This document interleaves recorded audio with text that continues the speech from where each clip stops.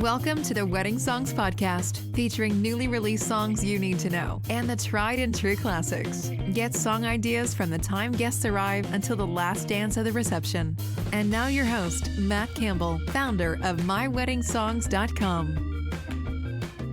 Welcome, everybody, to the Wedding Songs Podcast. I am Matt Campbell. Today, we're going to be talking about the DJX DJ Show based in Atlantic City. And to help me along with it is Shawn, Hazan, and Jim Tremayne. They're in the New York area, but guess what? The show is in Atlantic City, New Jersey. Welcome to the show, guys. How you doing? Thanks for being on the show. And just to get things started, just as an icebreaker question for the beginning DJs, can you just share some of the history and the highlights of past shows? Sure. The very first show happened in 1990 in Atlantic City at Merv Griffin Resorts. It was run by DJ Times, which I was the editor of, and every show since then I've been a part of. Most of them have been in Atlantic City. We've done some shows on the West Coast, Chicago, Orlando. I believe this is our 34th show in Atlantic City, and I think we've done 38 overall. We were the very first DJ-specific show that essentially brought in club, mobile, studio all under one umbrella. So we're not mobile specific, we're not club specific, we're not studio specific. We have always tried to bring in the entire breadth of the DJ market and community, all the different kinds of musics, all the different kinds of approaches, and all the different kinds of gear. And when we made the transition from DJ Times to DJ Life in 2021, we maintained the show. We've tweaked it a little bit. Shawn has a unique background in trade shows from his days in the fashion world, and he's applied those to the DJ market. And we think the show has been growing and evolving in a really positive way. And I have to say, yes, it's definitely the go-to DJ show for the length of time that it's been around. And what's interesting too is there's been a little bit of change in management and ownership. Can you just talk a little bit about that too? The short version of the story is that DJ Times magazine ran from 1988 until 2021. The show, as I mentioned before, was born in 1990, and we did at least one show every year until 2021, except for the COVID year. Unfortunately, our publisher passed away in 2021, and we rebranded and rebooted under the umbrella of Hazan Media Group. And so DJ Life magazine has been publishing since 2021, and the trade show has been sold and produced really by Hazan Media Group. So yeah, we put out magazines, we have online content, we do shows, and this is something that is a highlight of the summer, we like to think. You know, it's before the kids go back to school. It's sort of like the final thrust of the year for us. We've met thousands of DJs, and hopefully we've made their lives and careers more enriched from the show. That's essentially what we want to do. We want DJs to learn. We want DJs to commiserate, network, create community, and also learn to make more money and learn to thrive in this business. And that's really what DJX is all about. Can I add to that? My partner, as well as the team, has been here for a lifetime, really, since those beginnings. And me being the new kid on the block, as Jim had mentioned, I do have almost 30 years of experience in events specific to fashion, lifestyle, music, food, art. And so looking at this event and the legacy that was kind of left behind and the incredible talented team that we have. Hopefully my experience can add a flair of taking the show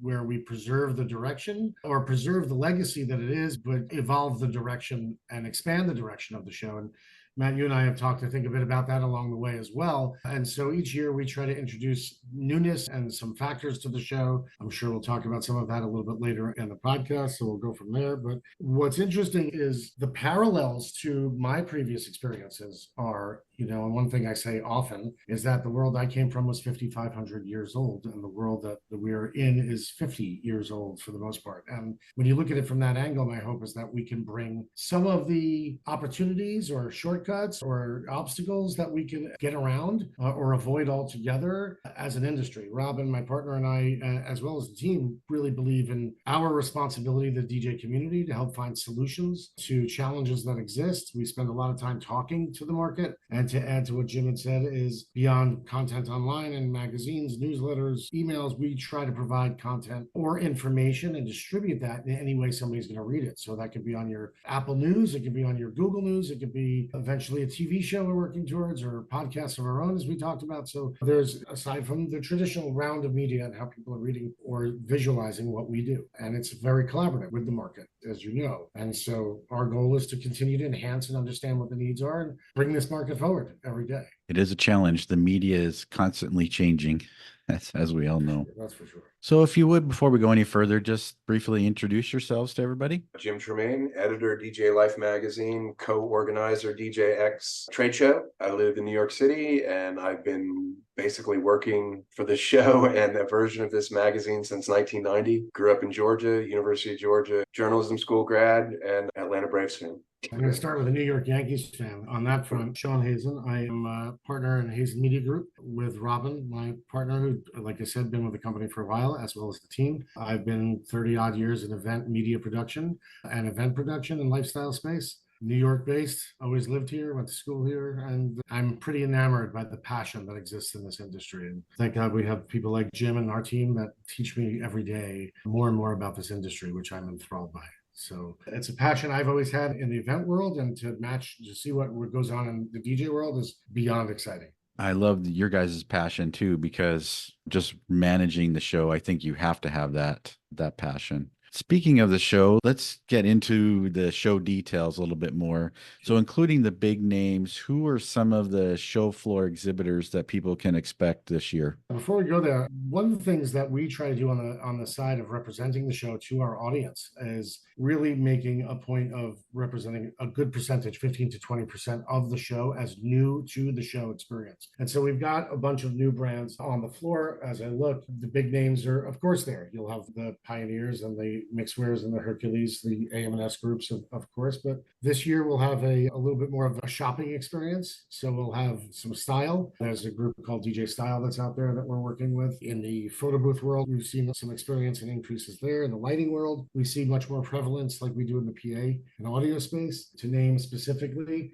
I could go through a list. We have about 95 brands so far that are on the floor. We are slightly larger than we were last year, which is nice. The floor plan is laid out a bit differently than last year. We have a company called My Wedding Songs that's on the floor, so we're excited to have them there. And we're working with some new and old guys that haven't been there in a while, and guys that are new to the show on top of what you would traditionally see. What's also interesting, I think more than the brands, is the approach. We have a cash and carry instant gratification shopping experience at the show floor, which a lot of people are excited about, that are represented by 10, I think, or so retailers in the industry. They're well known, but we also have the experiential aspects of the show, which is evolving for us, certainly since we've gotten involved, and that's part of our strategy and the vision, is to make it about more relationships. And you used the word community earlier, Jim. That's another way of evolving the community experience. And there are other ways this show that we've done that, which we'll talk about. But so you'll see a mix of not only the shopping and demoing and playing around and putting a corrugated box over your shoulder and going to your car and taking it home with you, but it's also the opportunity to learn more about these brands and meet the teams that are there behind the brands and talk to them, get some tutorial out of it and so forth. So it's a dual experience, and that's a unique aspect of our show.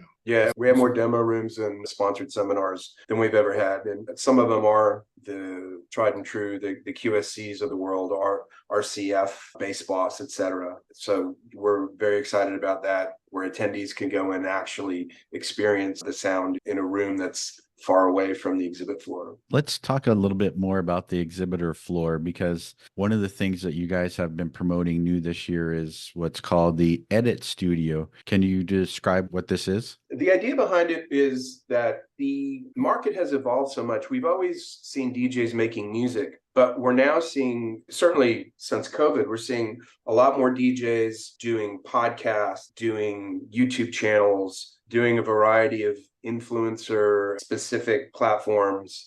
And so where are they doing that? They're doing it in their home studio. They're making music from their home studio. They're doing their videos, they're doing their podcasts. And this is an area whereby they can check out all the new and latest gear for the those applications. So what it does also is for us, we see a convergence and a trend in the marketplace where because of the portability and the technology that is out there, you can pretty much create your own label and a whole album, seriously, on a flight from Vegas to New York. So with that being said, we see more congruence between those two market sectors where they've been more separated as categories in the industry. There's obviously a little bit of intertwining, but our goal is to create a hub, and it provides a lot of opportunity. Our hope is to get the producer and the music production people together with the DJs that are aspirationally looking to go in that direction. But the mobile level, it's learning some skill sets and mixing and understanding what's going on there to bring to their game. It helps them at a branding level. So it's really applicable across the board. It's not just at a certain level or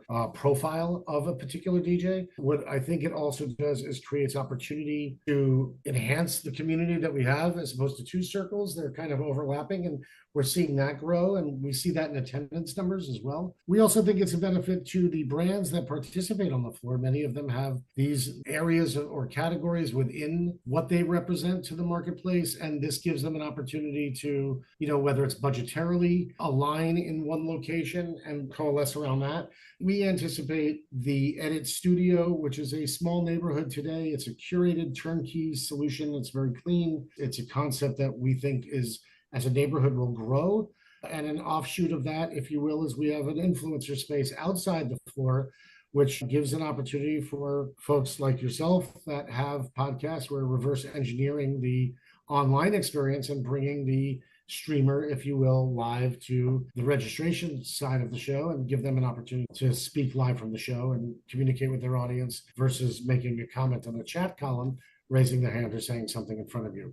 So again, that speaks to community and building and opportunity, which is what is our underpinning in terms of our values. And our vision statement is really about looking to provide opportunities for all aspects of the market. Well, and I think that, like you said, Jim, too, you have the DJs that are on Twitch, but then you also have not only club DJs, but also wedding DJs that are putting their mixes out on Mixcloud, on SoundCloud. They're doing the podcasting, they're creating the videos. There's so much media that's being produced, and to have this, I think it's just advantageous for every kind of DJ. Right. And we also want to bring in these brands and companies that make products for the content creator, for the professional studio, for the amateur home studio, whatever you want.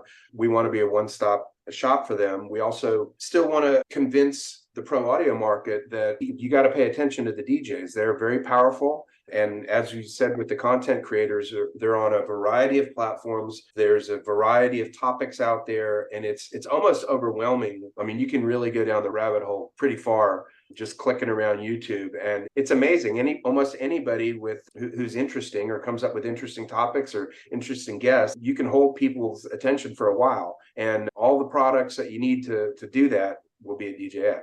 Some of those have traditionally not come to DJX because of the thought that it was only that cash and carry experience. So here you are with 50% of that Edit Studio that will be on the floor that is focused on the software and the technology around creating music, whether that's a mixed and key or record box, a DJ studio, or so forth. So you have that component where you'll have an opportunity to work with them and see what they do and what can be done on site. And that adds a new factor, a newness to the show and a new dynamic as opposed to just what you may traditionally see. We believe as a show, we've always got to evolve that experience. Yeah, that was the thing during COVID that really kind of blew me away, that, obviously there were no gigs, but you had all of these DJs really putting the brand in your face nonetheless. And with time on your hands, I discovered some people, and I obviously found some shows from DJs that I've always loved that they were creating the music for COVID for me. And yes, some of that has ebbed and flowed in terms of popularity and numbers, but there are people who really found their footing during that period, and they've ascended within the DJ realm. And it's really exciting to see because everybody has access to the same products now. And I think having that there, knowing what's available, I think is invaluable for those people that are trying to do that. Many DJs attend the education to grow their business. Can you just share any details of the education seminars or presentations of what to expect this year? There's a lot. The shorter version of the story is that there's going to be about 35 seminars, and you'll be doing one on diversity, and we're excited to have you. But for starters, we have more sponsored seminars than we've ever had, from the big brands like Pioneer DJ, Alpha Theta, Mixwear. We have the Knot Wedding Pros doing something. We also are very excited to have two very studio specific and DJ mixing specific companies. We're going to have a sponsored seminar from Mixing Key that's going to be presented by DJ Happa, who's always a tremendous presenter. And we also have a new company from Holland called DJ Studio that'll be showing you how to do exciting mashups, etc. We have some CRM companies. Carnival Cruise Line will be there. I'm sure I'm forgetting some people here. Mixwear with their variety of products. So that's happening. For the mobile, there's a lot. And we have tips and advice on SEO, selling tips, AI, a lot of performance tips, mobile mixing. And then we're going to have some very specific things. We have one called the Gig MacGyver about avoiding disaster. That one's sort of a loaded topic just in its name. Mike Walter is going to be doing a couple for us. One is a performance MC oriented seminar, but another one he's going to bring in his attorney, and they're going to talk about contracts, which is very important, as most mobile DJs have had a conflict or two over the years. They will show you how to put the correct things in your contract and avoid issues that might come up later. Every year we do shopping for DJ equipment, which dives into the trends of the market, and we will have some top retailers discussing really what's gone on in the last 12 months, where the industry is evolving, where we expect it to go, which companies and brands are really stepping to the plate. We're going to have some mixing sessions, as I mentioned, a couple of production sessions. Sorry? A little history on the market? Oh, yeah. Darren B-Side Young is going to have his seminar, which is really goes over the history of the market and the gear. Then he does it all in the space of 45 minutes. It's actually a sprint to the finish, but it's really, really good. And Darren is another terrific presenter that we're happy to have. Yeah, I'm leaving out a lot of them, I'm sure, here. Yeah, that's really a loaded question. And there's a couple more. We have a keynote from the Disco Fries, who are a DJ team, remixer, producer. They went to Berklee College of Music, but they're not in bands. They're doing electronic music, and they're also terrific presenters. They're great people to ask questions of. They have some entrepreneurial things that they're doing that are appropriate to the market, and they'll talk about. We're going to have a session with sports DJs, where we're going to have the DJs for the New York Mets, New York Islanders, Cleveland Browns, Pittsburgh Steelers, Pittsburgh Panthers, and Pittsburgh Pirates. And we're going to talk about how they got into that, what their flow is, what their job is. It's a very different kind of DJing, and because you're DJing for stadiums full of 30, 40, 50,000 people, it's a very different gig. But we think it's interesting, and I go to Met games here in Queens, and I've got to know DJ Razor for a while, and I've seen his operation up close, and I thought, you know what, we should do a seminar on this, and I think it'll be interesting. It's not just for the sports fan, but it's for the DJ who might be interested in pursuing something like this. And I think it's unique. That's cool. I would assume Digital Dave is part of that as well. He certainly is. Yeah.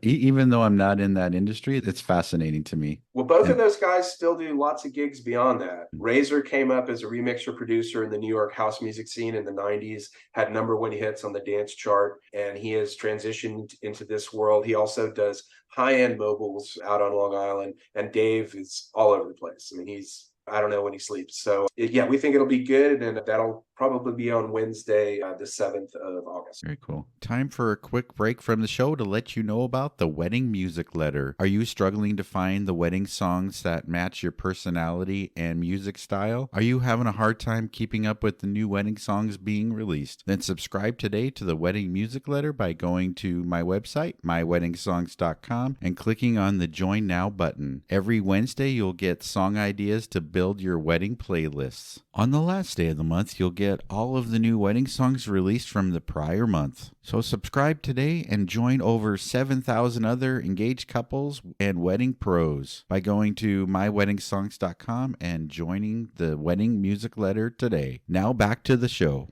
Besides the edit studio, do you have any other surprises not experienced in previous years? We do have something that I'll let Shawn talk about. This year, we're doing something called the Sunset Sessions, which I'm really excited about it because it gives more to the attendee, and it also gives more to the exhibitor. Shawn, you want to take that? Yeah, so Sunset Sessions is just a precursor to After Dark and a post-show experience. It fills the gap of time. We're excited that we have 2 of our 3 nights covered. We've announced one with QSC, which is having an event, hors d'oeuvres, or in this case, I think it's hot dogs and chips and drinks. They'll have a bar there. The second night, we'll be announcing another one shortly, which is another large brand on our floor. What it is it gives us a chance, again, goes back to the component of communicating within the community or getting to know people and the real side of the business. You'll see that's a trend in everything we do and talk about. And we believe in walking the walk as well around that, not just talking about it.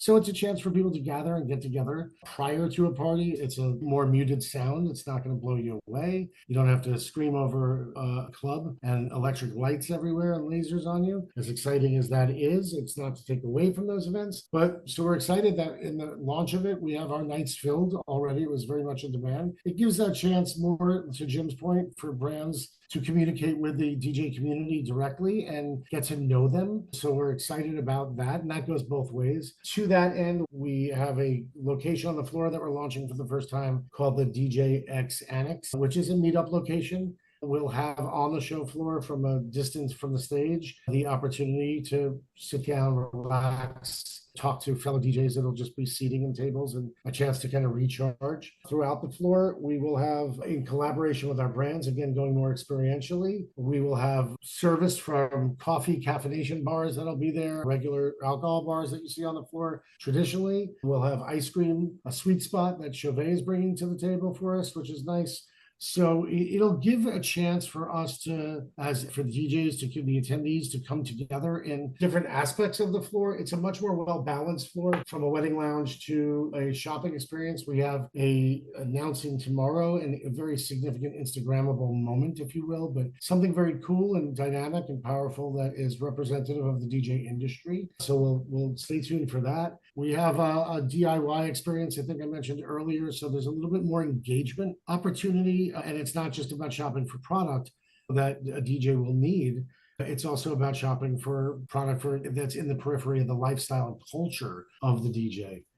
Traditionally, we have our ultimate and daily giveaways. They look very strong this year. We're excited about that. And the layout of the floor is more breathable. One of the reasons we looked at this location 4 years ago is because we can play with the space and make it more experiential. And so you'll see that layout. It'll be a good looking show. We're excited to see where it's going. So let me just ask you then, just because we're the Wedding Songs podcast and there's a lot of wedding DJs that listen to us, what advice or what would you tell a wedding DJ that has never been to the show? Why should they come to the show? Aside from the fact that we're the DJ show that has the most gear specific to what they do, pretty much outside of the NAMM show, which is not a consumer show. That's a big part. The networking is huge because you can talk to all the other DJs who do what you do from other markets. I find that, a guy from Seattle talking to a guy from South Jersey, they're not really afraid of each other. They're not competing. They share ideas. There's seminars that are related, not just to weddings, but selling overall, how to market yourself,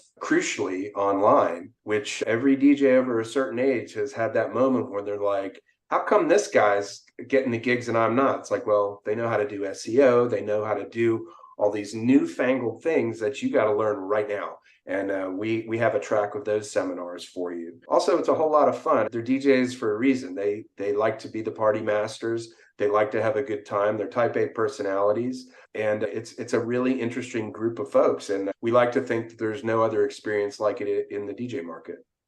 As a guy that got into this relatively new, just to add to that, I think the most compelling part of our show, we have the largest show floor in the market. And we have the largest gathering of DJs that come this year, and plenty of them take vacation time to do that. Beyond consumer, we're both, B2B and B2C, then you have the parties, and that's all great. But I think one of the most compelling things I've heard in learning about the business, driving around and talking to DJs and understanding what their needs are, whether they're mobile or otherwise, is this sense of a relationship that they create, the inspiration they get from other DJs, the community component of just that passion that exists. And what's very fascinating about this industry is with the combination of the passion that you have as a DJ along with there are geographic lines that remove walls of competition. That exchange of information is like something you don't see in any other industry.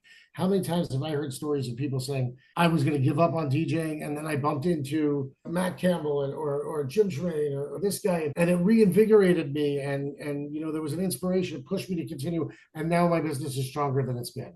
And I think that is really some of the most compelling components about what we bring. We bring all of what you see and what we talk about to the table, but we also, maybe, I don't think it gets overlooked, but I think it's understated, is the importance of the relationship that exists and the opportunity that is created from that. Yeah, and something that you can do person to person, not online. I say it all the time. You got to be in it to win it. You got to be there, make the interpersonal relationships happen. That's how you learn things. And a lot of times you come across people or experiences or ideas just merely by showing up and checking out what the rest of the market is doing and having an open mind. Yeah, we have 35 seminars for some of the grizzled veterans. Not all of them are going to be for you. We have Greg Curran from Philly doing his DJ 101. That's not for you if you're a 20-year wedding DJ, but we want to grow the market. We want people to come in and learn how to get started, and so they can come the second year and the third year and move on. So we like to think we have something for everybody, and that's what we're trying to do. So back that stat up before we go on to whatever you want to say next. Is 22 or something % of our show are veterans that have been to the show for over 20 years. Another 24% are people that come to our show for the first time. If that itself doesn't speak to the opportunity that's being, Jim just mentioned, is I think so compelling, because and everybody else has been there from 5 to 12 years or whatever the number is. It shows all gradients of skill sets, and whether you're a beginner that can learn from Mike Walter was mentioned before as a pro, as well as many others, or there are different categories where it's a club and a mobile, there's an opportunity to learn and educate off each other that way. So it goes horizontally and vertically as well. And I think that's a really intriguing aspect of our attendance. And since we've been involved year after year, those 3-4 years that we've done this, we're seeing those numbers diversify, but the number that stays the same is that 20% on top, if you will, and 20% on the bottom. That's additionally, you get to speak directly to the manufacturer if you want to. And the manufacturer, believe me, they love talking to you, because they basically use DJ Expo every year as their own personal focus group. They ask questions. They want to know, well, why should I put an extra input here? They have very specific questions to your needs. And if you say, I love this product, but it didn't do this, or it didn't have this, believe me, they're not blowing you off. They want to know about it. And if they can make a product better, they'll do it. And you have the opportunity to access them at DJX. Just to get back to the seminars and the seasoned DJs, I think that even for me as a seasoned DJ, I want to go into those basic talks as well, because technology changes, and sometimes we forget that, I've been doing this way for 20 years. This is a different way of thinking it. Maybe I should try it out this way instead. So I think even though that it could be geared towards the newer DJs, that even for the seasoned DJs, we have to put our ego aside and say, hey, maybe there is a better way of doing things. Yeah, and some of it is also basic inspiration. We want to inspire people to go out there and be refreshed. If you're willing to make that, or want to make that next move, if you want to level up,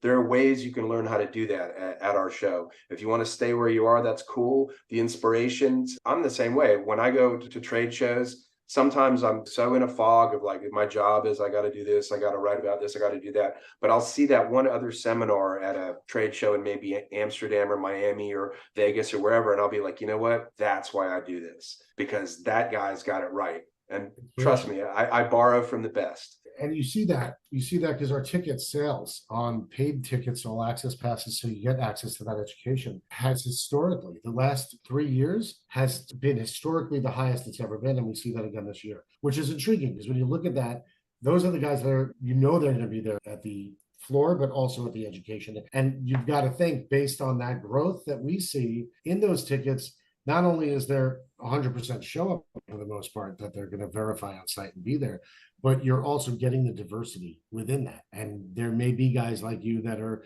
going to the basics as a season just because they want to make sure they're doing math today. I don't understand math today. And some of the other DJs go into the sessions for younger DJs because maybe they want to bring them into their company. And that's another component we have this year. And sorry, Matt, just to answer the question before, we have our second year of Next, which is our summer camp. But we see a lot of family opportunity at our show. And so we encourage you, bring your kid. We have a summer 90-minute classes for kids on 3 days for summer camp. We have launched master classes this year with Hapa, and soon to be an announcement on that. The other masterclass, we have 2 of them on site, which is great. They are selling quickly. Actually, the masterclass is almost sold out. The camp, we try to keep up to date or bring in as many people as we can. It gives you a chance to sponsor a kid, certainly the underprivileged in the area, which is important. But any DJ can bring and sponsor their own kid or bring a kid or somebody they know, teachers that come. It is the summer, and so there's opportunity there. And that's also on our website. That's fantastic. I love that. Look at the next generation. So I want to flip the script a little bit. And before I do that, I just want to let everybody know that we are recording on July 10th, and this is going to drop July 17th. So just so you know, when we say one day or next week, you'll get that timetable. I want to flip the script a little bit and ask you, is there something you wish attendees knew about the details about planning the show? They don't want to know. It's a lot of work. What can I tell you? Most of the time in your life, your summers are yours for vacation. Whereas for me, my summers are just loaded with DJ Expo prep. My year begins in September. You know, you know what I mean? No, it's just a ton of work. Obviously, we're selling booths. We are reaching out to people, trying to get exciting seminar topics. We're coming up with different ideas for the show, some of the sponsored opportunities. We try to tweak the show where we think it needs tweaking. We try to throw a couple curveballs in there. Like, I'll give you an example. This year, our opening party, we've been working with HQ2, which is a club that is within walking distance of the Hard Rock. And we've been doing our opening night parties there because they have this amazing nightclub. And this year, we're bringing in this brand called Gimme Gimme Disco, which is an incredibly fun sort of disco era brand that throws parties all over America. I saw one of them in Manhattan earlier in the year, and I thought, you know what, this would be perfect for DJ Expo. DJX people will love it, and they will have a blast. And so we brought in world-class DJs the last 2 years. This year, we're bringing in a world-class party brand. And that's something we've not done before, but we think it's going to work really well. I think the other thing that's really important, and yeah, there's logistics and we spin plates and all that, but a trade show is a reflection of the industry in which it represents. And it's really important that, I think the most important thing for an attendee to know is that we want your feedback. There's a reason we send out surveys. There's a reason we're accessible. We're not this corporate BMF in any way. There's no tie wearing in our group. And, you know, but the truth is if we don't hear what you have to say, and we seek it out, but please feel free to reach out, share your thoughts, share it on the comments here, share it by going to anywhere on our website. You will always see our email addresses and a way to contact us. We can only evolve an experience for the industry that we represent, that we're proud to be part of, by the feedback that we get. Does that mean we can do everything in one shot? No. But when we hear what's going on and it's common enough, we'll make those changes. And I think one of the things that we find, whether we're selling space to exhibitors and asking them how their show was, or we're working with attendees to try and figure out where their needs are, we're evolving the show to reflect that. It's a show really, outside of me, by DJs for DJs. And so we want your feedback. And please share your thoughts. Yeah, we're thinking about the show and the magazine year round, to be honest. I mean, like I said, I've been editing this magazine since 1990. And so I'm constantly thinking about the next show, constantly thinking about opportunities for the next show, constantly thinking about useful content for the magazine and the website. It sort of never ends. So whether I wake up in the middle of the night and write a note, or whether I'm at a nightclub and I see a DJ who blows me away, or another event like I mentioned, Miami, Los Angeles, Amsterdam, NAM, wherever it is, things present themselves to me, and I try to find a good slot for them, either in the magazine, the website, or the trade show. That's a great transition into, let's talk about how people can get tickets to the show and get more details about the show. You can go online to DJXshow.com and click the attend button, or DJXshow.com/registration. Check back because the seminars of the podcast today, you'll see listed there. Our parties, everything is there. We refresh this site every season that we do the show, so we try to keep it as up to date as possible. But you could go there and click register. It's very simple, and you could register for a day pass, an all access pass, or an exhibits only pass, or what have you. There are a lot of incentives that we try to put out there, again, bringing the community together. So whether it's a July 4th or a National DJ Day, there's opportunities with that. There's also many of our brands that are on the floor have digital codes that can help those attendees that come in and come along. But regardless, you could just go online very quickly, DJXshow.com, and you'll see where you are. Just click your way through it. And I'll throw out there too, that's where you can get the discount codes for hotels while they're still available. If you're coming and you haven't booked that, I would suggest strongly you did. The last 2 years, 3 years, we've sold out and extended the block. This year we extended the block up in advance, and we're approaching those that getting tight. So whoever's listening to this, whether you're coming to see the show, to experience DJX, which is what it is an experience, make sure you experience it at the Hard Rock, because it's just a lot easier for you to manage and get around. And we have a discounted block for you guys to come. Just make sure you book it before it's too late. And just so everybody knows, it's August 5th through the 8th in Atlantic City, New Jersey. So it's just a little bit east of Philadelphia. People will fly into Philly and then rent a car and get to Atlantic City that way. If they're in the area, of course, they're going to just drive. That will take you from Philly Airport. I think Spirit Airlines is a hub in the New Jersey, Atlantic City Airport, so you could go in through that. Go to Newark. But even if you're in from out of town, but in a town that has a airport that has a Spirit terminal, then that will take you directly into Atlantic City, which is about 10 minutes from the hotel itself. That's a great tip. Last question, is there something that we missed that you wanted to share? I think go on site. You can find all the information about the show. The Hard Rock is a great experience. I mean, there's pretty much everything you need there. The trade show floor is not like any other, and we just hope to see you there, and we hope you enjoy yourself and leave the show richer. Beyond that, what we think sometimes we see overmissed, but it's becoming a little bit more common. We work with the city and offer discounts in the city retail community. So when you're done with the show day, whether it's discounts to restaurants or shopping experiences, of course, you see that in our app, which we'll be introducing shortly. Technology around the show, that will be exciting. But please know, when you're coming, show your badge. Most places you go in the city will provide that for you, a list of, but you'll see opportunities. So when you take your friends out for dinner, you guys go out for dinner, you want to have a drink somewhere, or you're going for a snack, or you want to shop for the Tanger's outlets, we do offer, through the city's collaboration, discounted programs to shop. And don't forget, at the trade show, there's plenty of giveaways pretty much every day. Because you guys are so accessible, where can listeners connect with you? DJLifeMag.com. There's a variety of email addresses in there, and they all will come to publisher, editor, wherever you want to send it to. I'm very good with email. I'm better with email than telephone calls, believe me. DJX@HazanMediaGroup.com is also an email. It's a basket. You can get press at Hazan Media Group. Wherever you're looking to come in from, you'll have our numbers on our site as well. So it's all accessible. We try to get back to you as quickly as we can. We're usually pretty good. Awesome. Well, thanks, Jim and Shawn, for being on the show. I really appreciate it. And make sure you visit DJX in Atlantic City, August 5th through the 8th at the Hard Rock Hotel. Thanks for listening, and stay tuned for next Thursday for another episode of the Wedding Songs Podcast. Have a great day. Thank you for listening to the Wedding Songs Podcast. Never miss a future episode. Subscribe today to our podcast. Follow us on Facebook at My Wedding Songs and send us a message about playlists you would like covered.